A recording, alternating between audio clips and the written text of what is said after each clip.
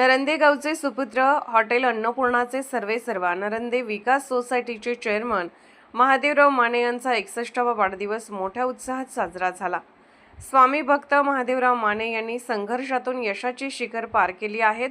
घराची परिस्थिती अत्यंत हलाखीची, जन्मतात जगण्याचा संघर्ष, परिस्थितीनं जगणं आणि वागणं शिकवलं।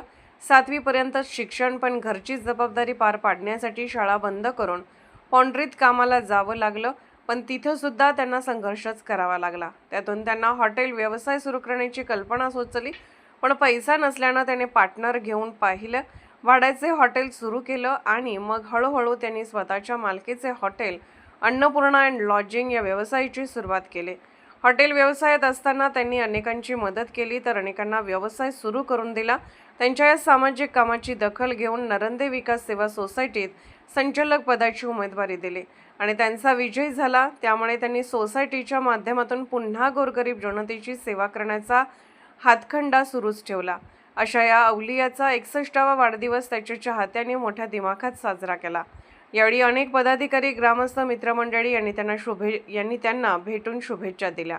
स्वयंसिद्धी न्यूजसाठी अभय वाळकुंजे।